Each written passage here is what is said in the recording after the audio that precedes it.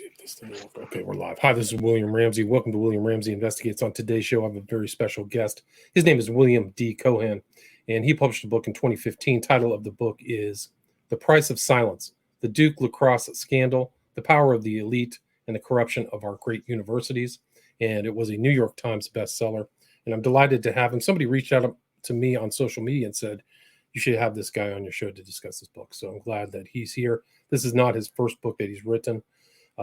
He was a former senior Wall Street M&A investment banker for 17 years at Lazard, Perez and Co., Merrill Lynch, and J.P. Morgan Chase. And he is the New York Times bestselling author of 3 nonfiction narratives about Wall Street. The titles of those are Money and Power, How Goldman Sachs Came to Rule the World, House of Cards, A Tale of Hubris and Wretched Excess on Wall Street, and The Last Tycoons, The Secret History of Lazard, Perez, which was a winner of the 2007 Financial Times Goldman Sachs Business Book of the Year Award.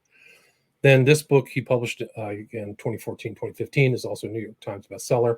Then in 2017 he put out Why Wall Street Matters, and then also another book titled 4 Friends, about what happened to 4 of his friends from Andover, his high school, which was published by Flatiron Press in 2019.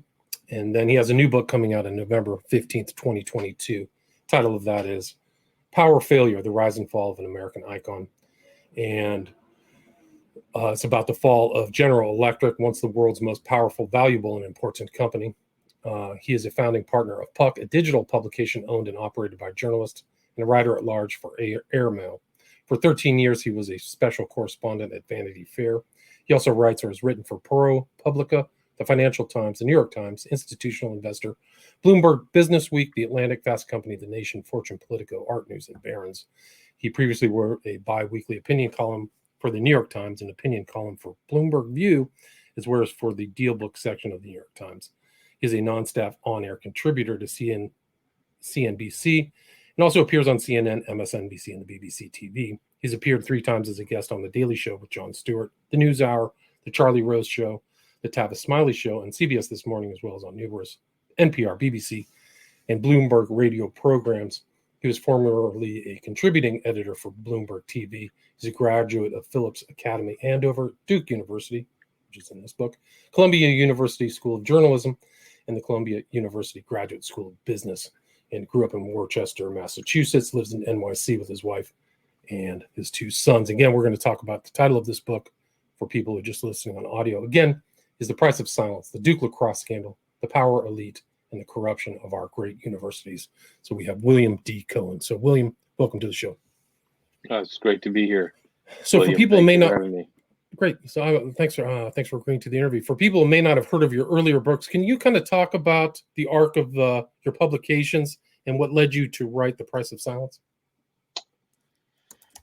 Well, I don't think I did this intentionally, but some sort of liminal adventure that I've been on about writing about places that I'm pretty familiar with. So, my first book was about Lazard Frères, the investment bank, where I'd worked for 6 years. Now, I had no intention of writing that book when I was working there, but, years after I left, I realized what an interesting place it was, and it was worthy of a book-length treatment, which it hadn't had in a long time. So I'd worked there. The next book, House of Cards, was about the collapse of Bear Stearns. I hadn't worked there, but I'd competed against Bear Stearns. I had an offer to go to Bear Stearns, which I didn't take. The third book, Money and Power, How Goldman Sachs Came to Rule the World, was again a book about Goldman, a history of Goldman Sachs, and how they managed to get through the 2008 financial crisis relatively unscathed. I had competed against them for 17 years.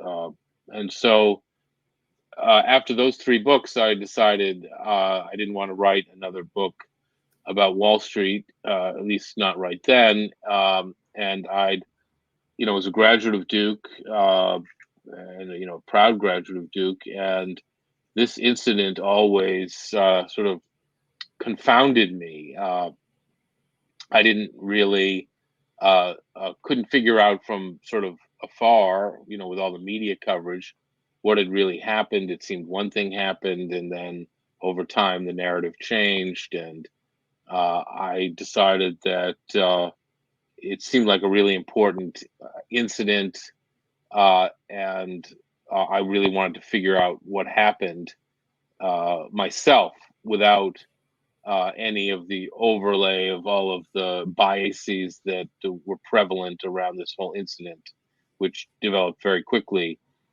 So I, took a blank sheet of paper, started at the beginning.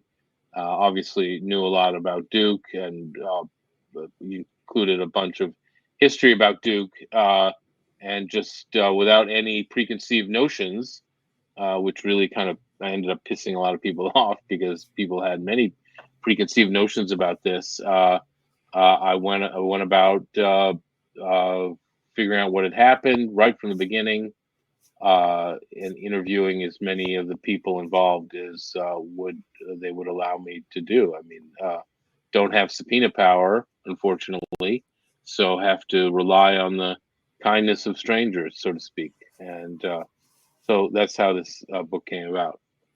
And there's a lot. I mean, you write in your book, it's an extraordinary media maelstrom. There was so much news. It really went international, this whole story.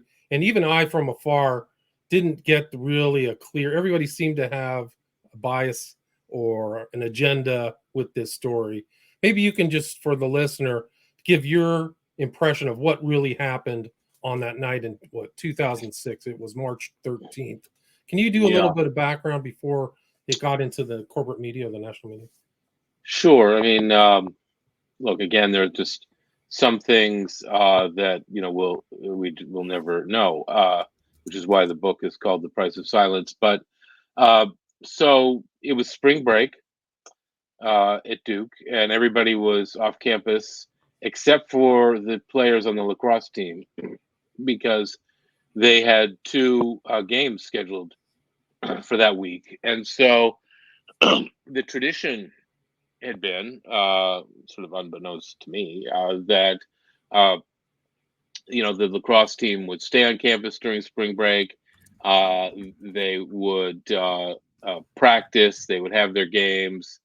Cafeteria, the food service was closed. So in this case, the coach, gave them each like $500, which was supposed to be their stipend for the week to allow them to buy food, and on that very first night of spring break, they used a bunch of that money to have a big party at the off-campus home of three of the four lacrosse captains. And this was a home right off Duke's East Campus, but it wasn't on the campus, and it was a home that was one of about 10 or 12 homes in this, upper middle class neighborhood in Durham that were owned by a Duke alum who had just, like the week before, sold the homes to Duke because the complaints about what went on in these homes from the other neighbors were getting out of control. In other words, there was too much partying going on, and don't forget that this time the drinking age was 21, so most people, undergrads, couldn't drink, so they would migrate to these off-campus homes for their parties. And so this was another example of that. And there'd been all sorts of warnings through the fall from the police about, enough of this partying already. The neighbors don't like it. But so this party basically began in the early afternoon, went through most of the night, and an additional sweetener of the party was that they had decided to hire two exotic dancers / strippers, paying them $400 each, which was a fair amount of money. And so these two women arrived. I think they were hoping or wanting, for whatever reason, two white women. They ended up with one black woman and one sort of Asian black woman, and they started dancing around 11 o'clock at night, and the kids, 45 players from the lacrosse team, all but one of whom were white, uh, had certainly were lit up by then, and the women started dancing, and there was a variety of catcalling and other sort of quasi abusive things said to the women. The women stopped dancing after about 5 minutes. The guys weren't happy because they felt that they had paid all this money to have them dance for 2 hours, which of course is kind of a ridiculous thought. And one of the women left soon. One of the women was by then fairly inebriated. This Crystal Magnum. Some people think her drink was spiked, and she ended up with several of the guys in the bathroom. It's unclear what really happened there. Eventually, she was put outside on the porch, and eventually, she left. Sorry to interrupt, but they weren't there for very long. It was like 10 minutes max, right? So they're called in. The dancing was about 5 to 10 minutes max, right? Crystal was there longer because she went outside, she came back, decided, well, are we going to resume the dancing or not? And somehow or another she was dragged into this bathroom at the house, and that's where she claimed she was sexually assaulted.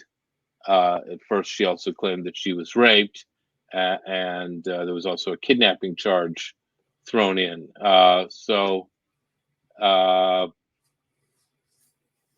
as I say, she was in this bathroom, and then eventually she left the bathroom, and then eventually left the premises. And then, of course, all hell broke loose. There was some racial invective and epithets thrown in. So it was kind of a racially charged. There was like one black guy on the lacrosse team, right? And of course, he wasn't involved in any of this. So it was quickly narrowed down to, the white players on the lacrosse team. And they like she ended up going to Duke Hospital, right? So Magnum did. She was found in like a car, right? And then the cops took her to the hospital. Is that what happened? Well, she first went to a like a social services center. It was now like 1 or 2 in the morning, and claimed that she had been raped. They told her that they couldn't deal with that situation immediately. That she needed to go over to the Duke Hospital to be tested for like a rape kit testing by a rape nurse. So the cops took her over to the Duke Hospital, where she was tested, and it was clear that she had been banged up, but it was also unclear whether or not she had been raped. There was DNA testing, and then she was released. Right. So, and she said that she was experiencing the perfect 10 of pain. And right. She was given there was a nurse there who's supposedly a specialist who said that she was raped, who can like Correct. That was the confirmation. Right. So that, but I mean, she was a new nurse. She was from Maine. She was just down in Durham. So it was, it was a complicated, right off the bat, it was a very complicated series of events. Right. And so there's this other, you talk about this guy Gottlieb who's an important figure in the whole fiasco. Can you talk about his involvement and kind of what he did right from the beginning? Well, he was a Durham police officer who basically was convinced that she had been sexually assaulted and raped, and sort of made it his business as part of the police investigation to sort of prove that case out. I guess he believed so strongly, and I think eventually he committed suicide, which is an interesting factoid. But the case would have been quickly resolved. I mean, the police asked the coach to allow the players to be their DNA to be tested during practice during that week, and the coach agreed to do that, and the police showed up at the practice at Duke to take the DNA. But by that time, one of the players' fathers, who was a big-time lawyer in Washington, basically said, no, there's no way I'm going to let you take the DNA of my son. And of course, that spread like wildfire. And so the voluntary DNA testing was scotched. And by the way, I think had they voluntarily agreed to have the DNA tested, there would have been, I think, fairly quickly determined that there was no match, and there probably wouldn't have been any Duke Lacrosse case or scandal. But because the voluntary agreement to have the DNA tested was abandoned, prevented, the police had way to get the players tested, and the way to do that was through what's called a non-testimonial order that they got an assistant DA to submit to a judge who approved of the order of forcing boys to have their DNA tested at the police station. Now, the way they got the judge to approve that non-testimonial order was to have the police investigate what they believe happened by talking to Crystal, by talking to the other woman, by talking to the boys, some of the boys at the house about what had happened. And it became this, I can't remember exactly, but 5 or 6 page single spaced narrative that about what they the police figured happened, which became the template for the whole story.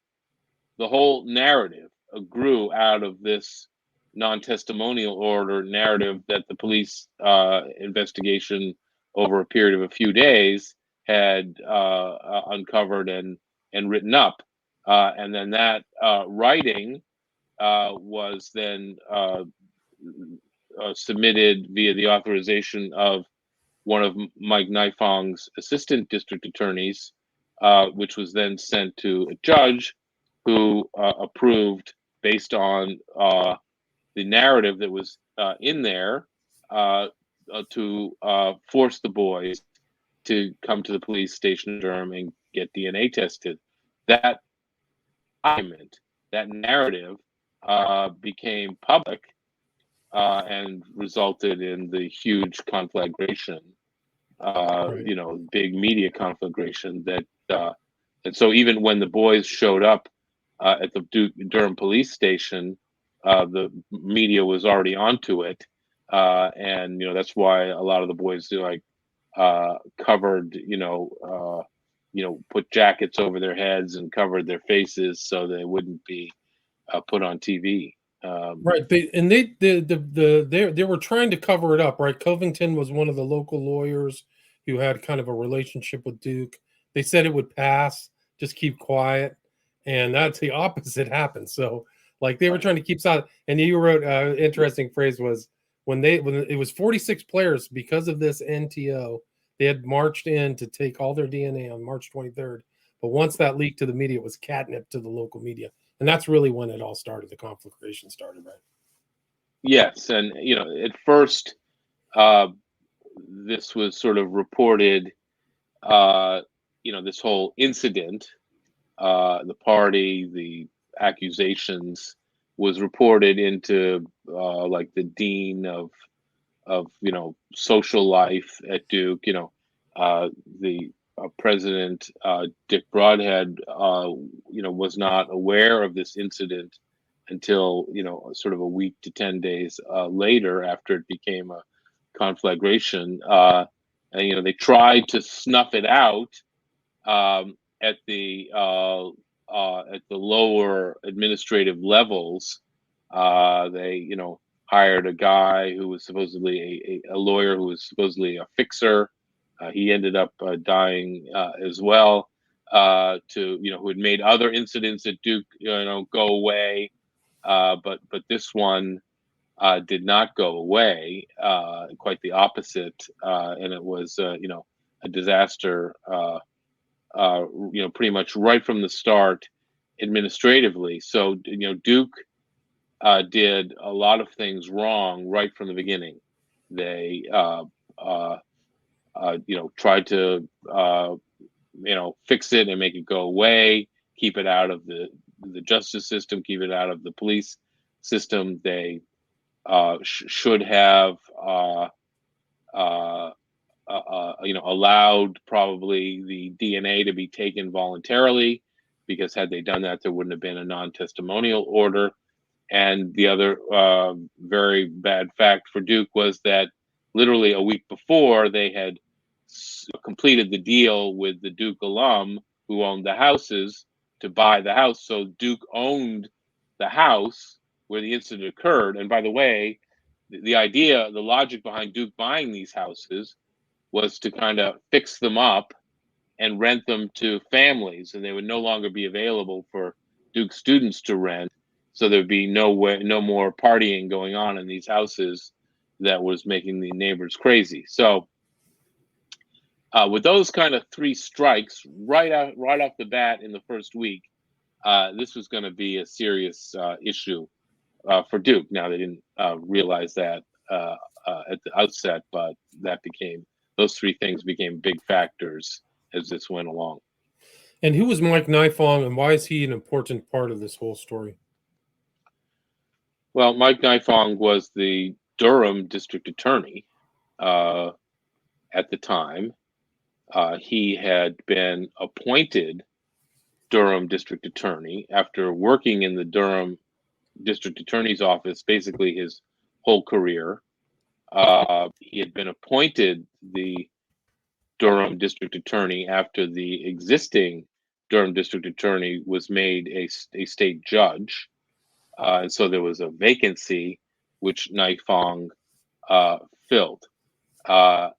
During the pendency, the 13-month pendency of this case, there was an election for Durham district attorney. And of course, Nifong, having been the incumbent, wanted to be elected in his own right. And there was a competitive election, and a narrative developed that Nifong, Durham is probably 45 to 50% black, and that Nifong was pandering to the black community by taking this case and pushing this case, because obviously the woman who was the victim here, who was at first known as the victim and then later known as the accuser, the victim slash accuser, Crystal Mangum, was black, and that the narrative developed that Nifong pursued this case as hard as he did because he wanted to get elected in his own right and win the black vote in Durham so that he could do that. I spent many hours talking to Mike Nifong. I think I'm probably the only journalist who covered this who ever did speak to Mike Nifong, and I don't believe that at all. Again, going back to what we were talking about before, this one of his assistant district attorney, the police had contacted one of his assistant district attorneys before to get the non-testimonial order before, at least a week to 10 days before Mike Nifong had any idea that this incident had occurred. He only found out about this incident having occurred by going to the copy machine in his office, or so he told me, and seeing the non-testimonial order on the copy machine and reading it. And that's how he discovered the incident had happened. So the case was already in the Durham justice system before Mike Nifong became aware of it. And of course, by the time he became aware of it, there was also the concurrent conflagration caused by the media also reading the non-testimonial order and converging on the Durham police headquarters to, when the boys were being brought in for DNA testing.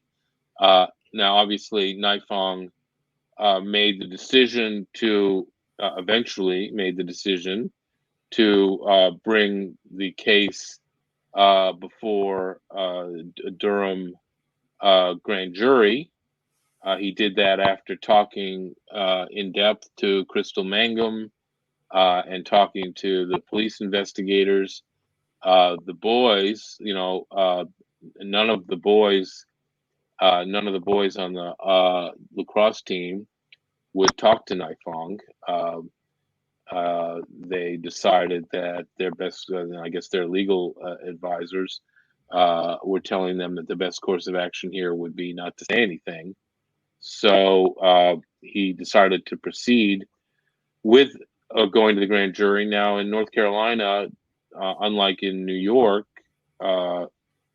where assistant district attorneys present before the grand jury, in North Carolina, it's the police who present before the grand jury. So again, neither Nifong nor his assistants presented before the grand jury. It was the police.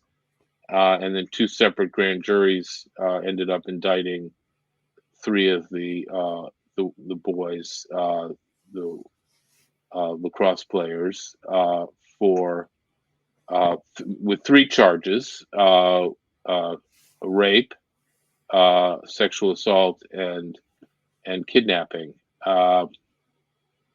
And at that point, of course, it was the obligation of the district attorney, who was Mike Nifong, to prosecute the indicted defendants. And he kind of was unusual too, because he was all over the media, right? He really went on ESPN. Well, yes. Again, so there was a period of time when he was ubiquitous on the media. This was eventually thrown back in his face. Again, he tells me he did that because there was this blue curtain of silence that came down where none of the lacrosse players were willing to come and talk to him and tell him what had happened. So he was trying to use the media to put pressure on the Duke community, on the parents or whatever, to get the kids to talk to him about what had happened. But that didn't work. He tried that for about a week, where he was on CNN and, also, you name it. There was a ubiquity of these, sort of crime shows that, ate this story up. And he did that for about a week. to try to get somebody from the lacrosse team to come to talk to him, but they wouldn't do it. Right. So he And was out. once he realized that strategy wasn't going to work, he stopped talking to the media. Gotcha. But he was. I think you said he was criticized by other members of the bar at that point for kind of making him look guilty, making the lacrosse players. Well, that is a narrative that developed, that Okay. Nightfong basically made the players seem, guilty prior to, any evidence being introduced in the court of law, even perhaps prior to the indictment. In effect, poisoning the well. Again, if you're a district attorney and you've got this case that you're going to send to the grand jury, and if there are indictments, and the defendants, nobody will tell you what happened or share with you a mitigating set of circumstances. So all you have is the police narrative that was in the non-testimonial order, which was set the conflagration going and was quite accusatory. Whether it was accurate or not, remained to be seen. And then you've got lawyers telling the kids to not talk. You've got Duke effectively trying to cover it up. What choices really did he have? I mean, I'm sympathetic to what he felt as a district attorney he had to do to try to coerce anybody from who was at that party, 46 people, everybody shutting up, to come forward and give a different version of events, which they chose not to do.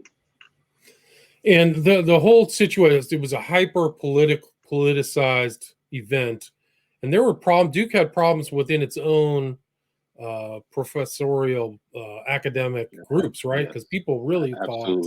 Can you talk about that? Oh my God, this polarized the campus. It was extremely polarizing in the nation. I mean, why I found it such a compelling narrative and why I wanted to explore it is because, it kind of had it all. I mean, it was a precursor of the many of the racial incidents that we've seen more recently. It was as polarizing as any event that we saw during the Trump administration. It sort of was a precursor for sexual assault incidents and the Me Too movement on campus and elsewhere. It was exploited by pretty much every group who chose to. I mean, for a while, Durham became, ground zero for, all sorts of protest movements. Al Sharpton, Jesse Jackson. It really, there were protests in front of the House. It divided the Duke campus,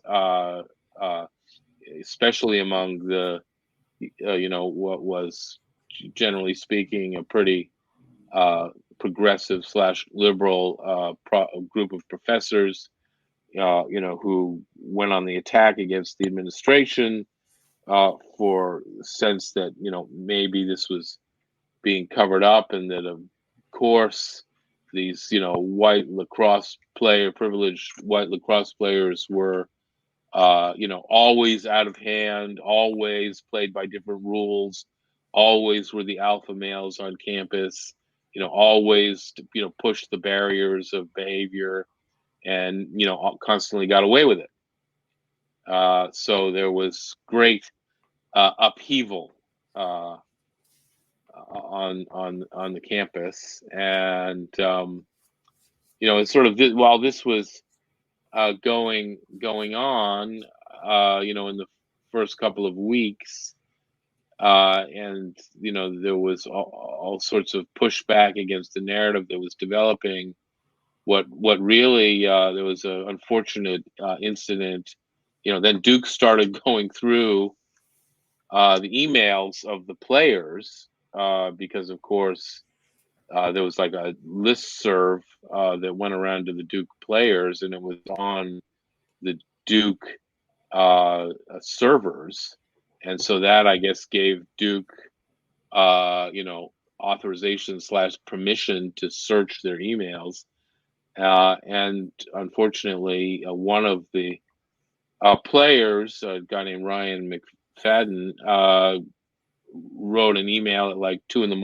after getting back from the party. It was obviously satire based on a American book, Psycho.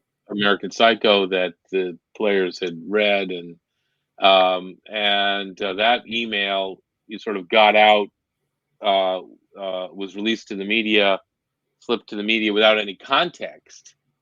Unfortunately, basically, it's almost too graphic to talk about, but basically, confirmed in many people's mind exactly what Crystal had said happened.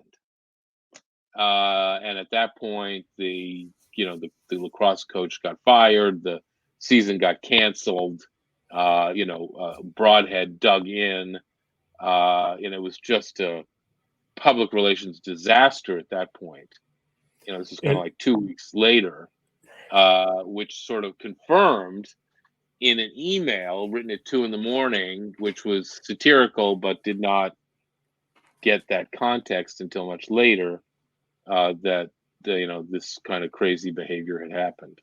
And the lacrosse players slowly realized they were in a completely different environment after a couple of weeks, right? Because you wrote that McFadden said, wow, like he was secretly recorded by, I think, another student newspaper and quoted, and he was like in shock that actually happened. Like he was in a completely different. Yeah, he had talked, a woman who was on the Chronicle was his, classmate, and she talked to him about the incident and recorded it and then published what, he wrote, what he said, which again further added fuel to the fire. The McFadden email, really pushed the whole story unfairly. I mean, ultimately, Ryan was the only player who ever agreed to talk to me, and we talked in New York, where I live, and he was living, I think, at the time.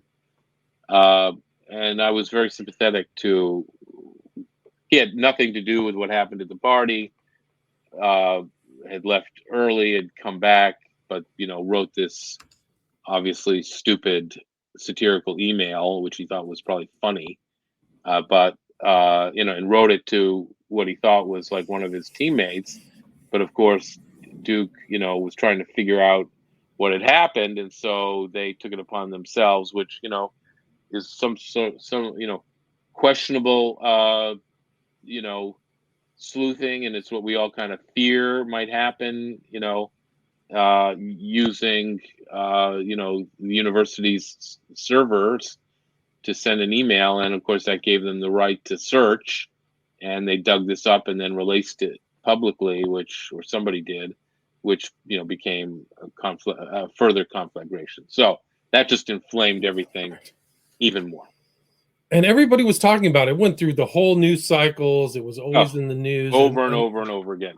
Nancy Grace, on her show. It was like the biggest story, around for March, April, May of 2006.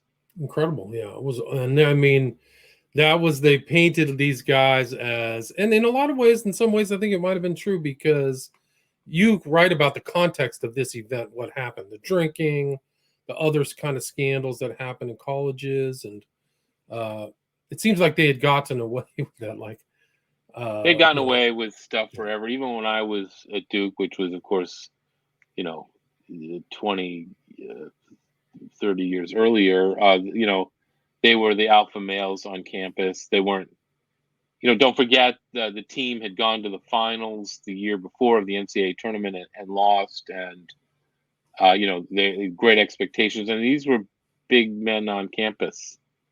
You know, almost as not as big, literally, figuratively, as Coach K's basketball team, but first of all, there were a lot more of them. They weren't pituitary cases like the basketball players, and Coach K, of course, kept the basketball players, ring fenced. So there wasn't going to be any kind of behavior like this. The lacrosse team was much more, loosey goosey, and had been for a while. Like, turns out this party that occurred during spring break was something that was an annual event, which no one had questioned. Right. And they started drinking, I think you wrote, they started drinking at like 3 or 4. So they were, they had a capacity. They'd been drinking. They'd switched between beer and, whiskey and Jack Daniels and all that stuff. So, yeah, they were pretty rowdy. And I think they didn't get the kind of dancing they hoped they were going to get. And, of course, there was a lot of racial epithets thrown that were very, very unpleasant. So that was the narrative that was set, throughout the rest of the school year. That the next 3 or 4 months of the school year before graduation, and the day that of graduation was the day that the third boy was indicted, and that I think was like Easter Sunday too. So it was really kind of a extremely bittersweet situation, to put it mildly. And it just utterly, and I'm a part of the reason that this later got questioned too, is that the boys were indicted, is that the police did this sort of digital lineup. Again, the boys weren't cooperating, and so they did this digital lineup of pictures of the 45, white players on the team, and asked Crystal to identify, the people who were her attackers, or who she thought were the attackers, and she chose, these 3 guys, and it was, some people thought it was like shooting fish in a barrel, because she had their pictures and she was just going through them, one after another on the computer, talking about whether or not she recognized any of them. And, she had said there were 3 of them, so she was going to pick 3 of them, and she did. And of course, as a result of that, all 3 of them were indicted. And one of the key elements of the case was that the rape kit never had, or the rape evidence never fingered anybody's DNA, right? And none of the players' DNA. That's right. Although that's not completely true either. So the whole DNA process has become, of course, a matter of much dispute, and I think misunderstanding. The first rape kit, the DNA was processed, and it came back with none of the players' DNA, and I think Naifong thought that it was too superficially done, and so he asked a second lab to review the DNA evidence. They came back with much more thorough analysis. Again, there was no DNA from the boys, except David Evans, the captain, one of the co-captains, and the third, and the senior who was graduating, and the third player indicted on his graduation day. His DNA was found under the fake fingernails of Crystal Mangum from the bathroom. In other words, there was a struggle that occurred in the bathroom.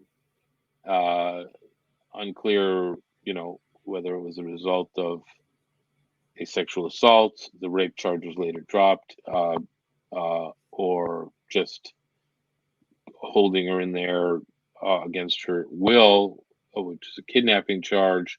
But in any event, there was a struggle. She, clawed, I guess, at David Evans' arm to try to get away, and her fake fingernails flew off. And under those fake fingernails was David Evans' DNA, on his skin or skin cells or whatever. Of course, that never became public. That was something that I discovered in my studying of the DNA evidence. But Nifong, continued with the prosecution. Having talked to Crystal, who told him what she believed happened, and despite the fact that there was no DNA evidence from the boys, now some people could question that decision.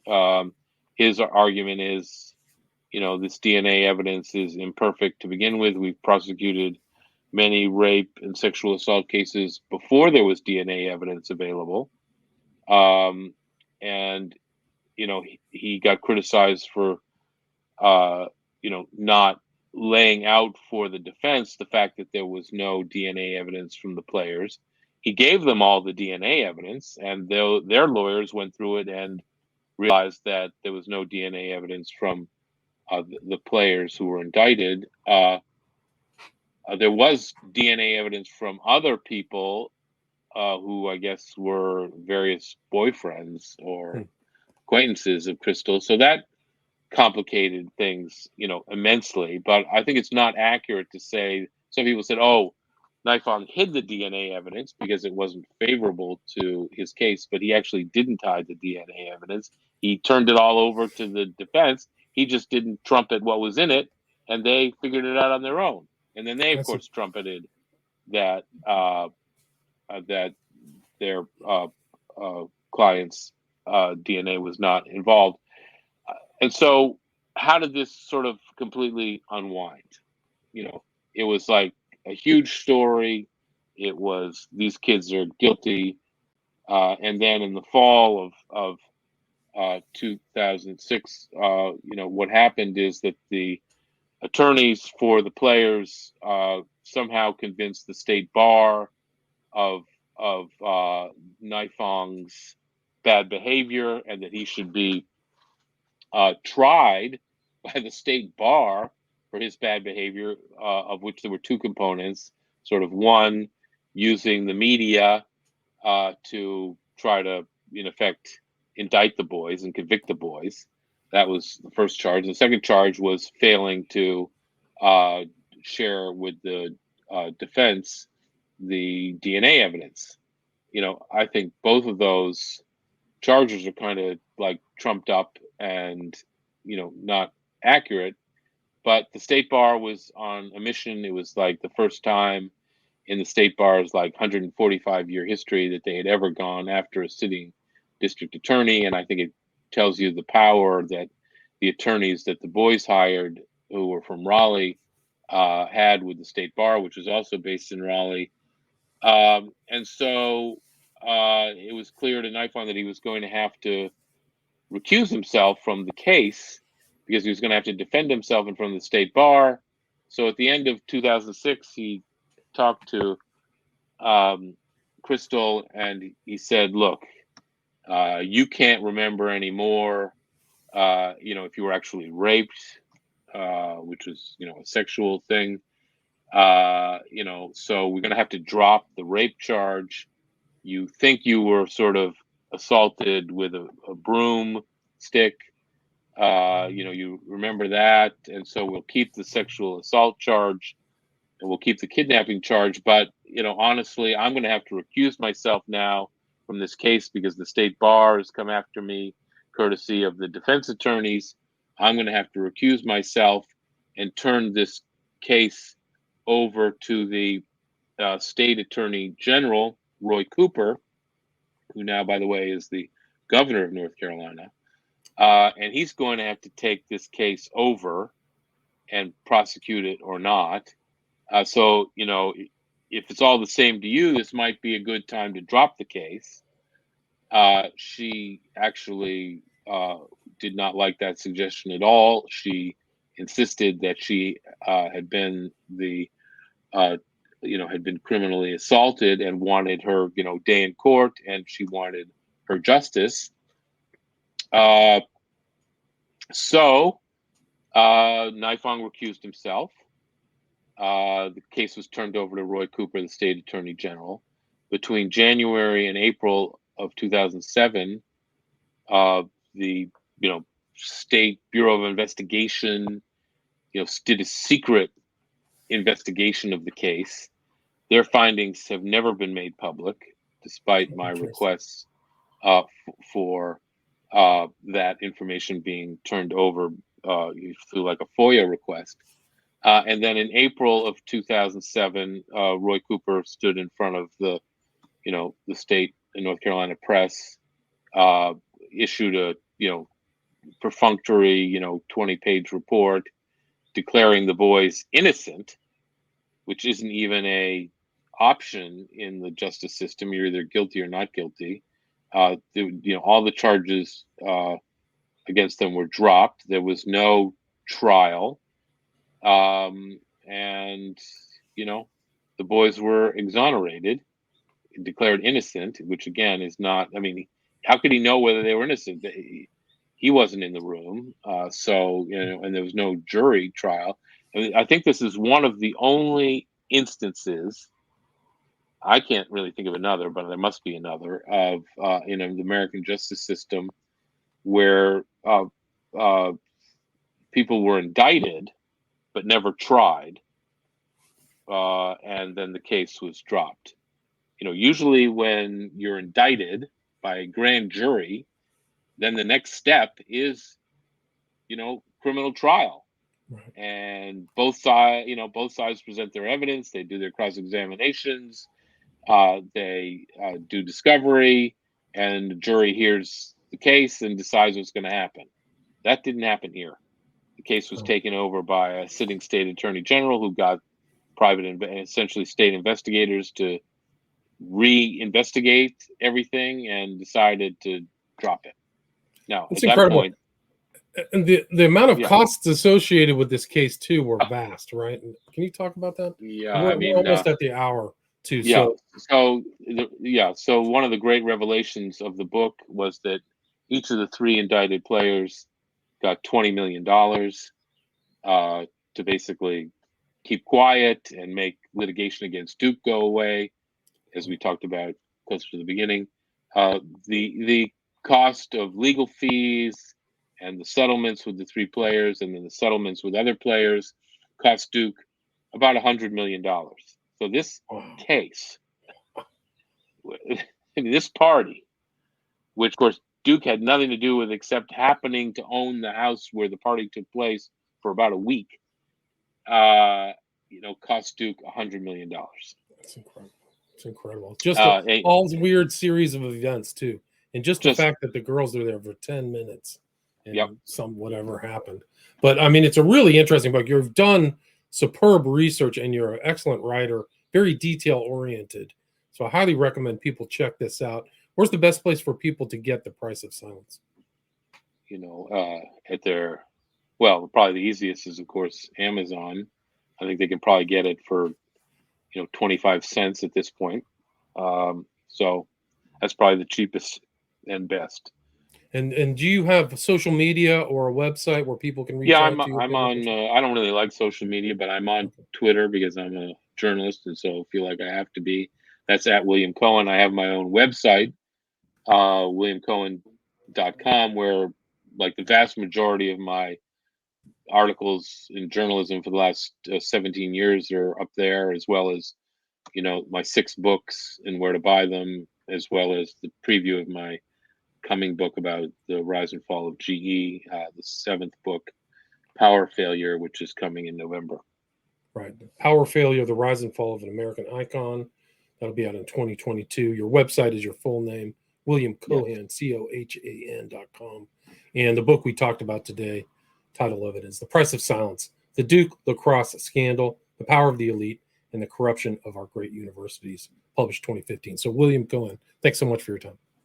Thank you for having me, William. All right, take care. Stay there. Stay there. Yep. Stay there. So, okay.